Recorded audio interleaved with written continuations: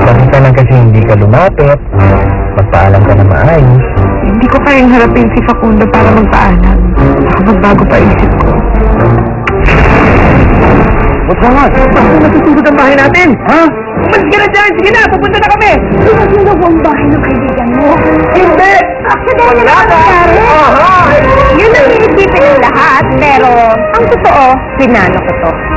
Hindi pala nagpaalam na ako kay Facundo. Hindi ko man nasabi sa kanya kung gaano ko siya kamahal. Naging malinaw ang lahat para sa ito. Lahat ng katanungan sa isip niya ay biglang nasagot. Mahal niya si Facundo. At wala siyang ibang hinangalan, kundi ang mabuhay na kasama si Facundo.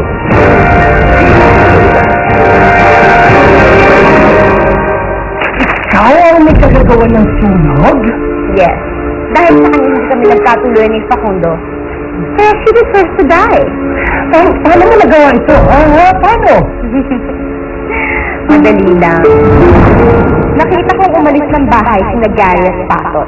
Kaya't sigurado kung sino na lang ang nasa loob. Jowa ni dito si Pato kaya may susi siya sa apartment. At yun ang ginamit ko para makapasok sa loob.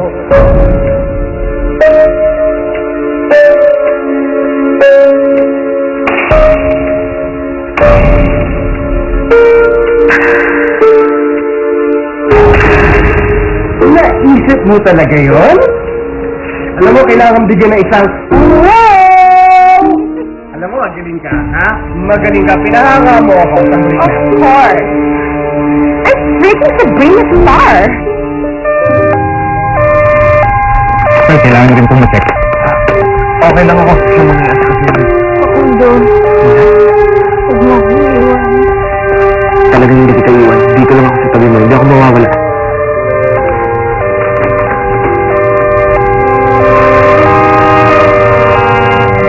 Simple lang naman ang gusto ko, Gaston. Tuluyan ang magkahiwalay si Facundo at si Lola. Eh, mangyayari lang yun kapag patay na si Lola. Sorry naman sa kanya. And goodbye. Wow! You're pretty! Sabrina Star! Ano nararamdaman mo? Okay ka ba? Okay lang ako, Facundo. Kasama kita. Hindi na lang pala naisipan kung punta rin sa. Dahil ko nagkataon pala. Facundo, salamat at naligtas mo ako. Puta ko kasi ang buhay ko. Hindi ba nga? Huwag ka magpasalamat sa akin. Tutuloy mo ba? Hahayaan ko na may mangyari sa'yo? Nung nabahal kita, hindi ko kahit na nakakasakit. Kung nag-peace mo nga ako sa akin na hindi na tayo maghihiwalay. Na hindi mo na ako iiwan. Ako sa akin.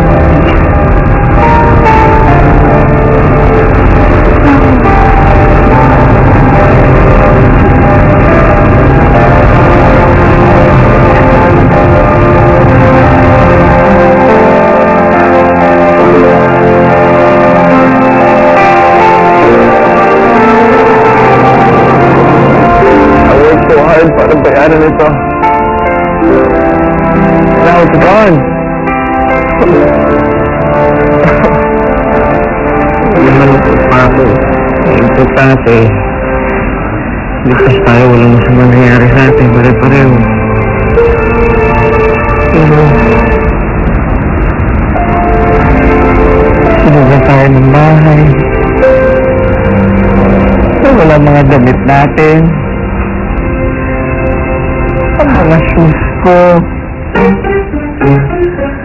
Ang mga gowns ko. Gowns? Gowns? Mga gowns ko nagbistulang abo. Gary? Gary? Are you okay? Ha? Okay ka lang? Hindi. Vicky! God, you're okay! Dapat ang sinihiro niya. You're okay. Natalapat ako. Okay ka lang ba? Vicky? Jerry? Sabi ko na nga ba, niloloko niyo ako eh. Mali ang iniisip mo pa ito. Dumago ka nga. Sandali nga. Mali inisip mo. Idol ka!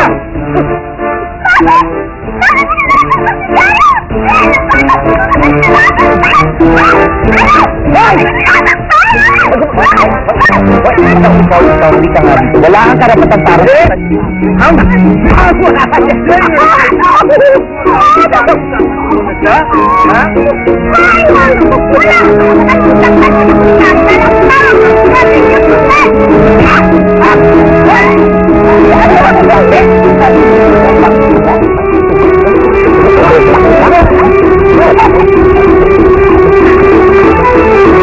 na napatay ng mga bombero ang sunog sa tirahan ni Mr. Pato Diaz. Sa ngayon po ay iniimbestigahan na po ng mga kinauukulan ang nangyari pong sunog sa naturang bahay. Matagumpay din pong nailigtas ang babae na naiwan po sa loob ng bahay at kasalukuyan na po siyang dinadala ngayon sa pinakamalapit na ospital. Napagalaman po ang pangalan ng babae ito ay si Miss Lola Jose. Nagpapasalamat naman po ang marami dahil wala naman lubhang nasugatan sa nasabing insidente. Wow! Sabrina! Iba ka talaga. Nilalasing mo ang baby mo. What's happening? Siyempre naman iba talaga ako, Gaston. Nag-iisa lang yata ako. But, we do have one thing in common. We both hate Lola. Obvious bang hate si Lola, ha? Paano mo nalaman? That girl ruined my life. Kapag talagang nasilaban sa pwede babae naman. Alam mo, Amiga, hindi lang naman order sa Lola na yan eh. Alam bang kwento sa akin ng Pato? Sabi daw si Gaston, galit na galit yan dahil sa daw ang dahilan kung bakit siya napatalsik sa distillery ang Wabrika. Talaga? Sabrina, ha? Kahit pwede ka, you're still hot as hell.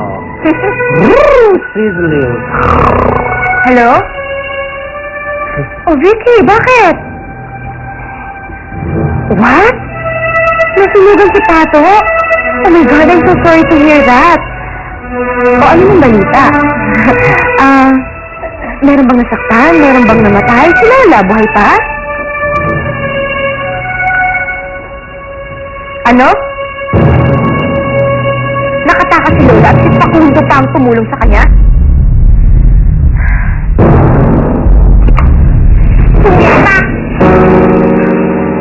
Hello, Connie. Mrs. Anna? Sorry to bother you this late, pero meron lang akong gusto ipagawa sa'yo. Ano po yun, ma'am? Nasunog yung pinituan ni Lola. Okay na naman siya. Gusto ko lang malaman kung ano ng kalagayan niya. Nadala na siya sa ospital eh. Si Lola po?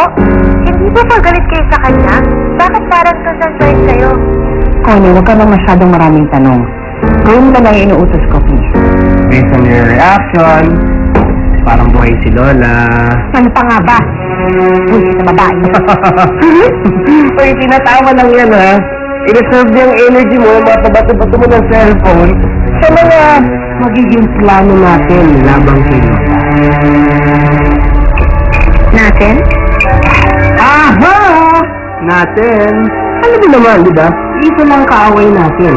Kung magsasali puwersa tayo, magtutulungan tayo, labang kay Lola, sigurado wala na siyang ligtas! Ting ting ting ting ting ting ting ting ting ting ting! Ha? Okay ba? Well, Ha? let's get to that. Now, let's get to that.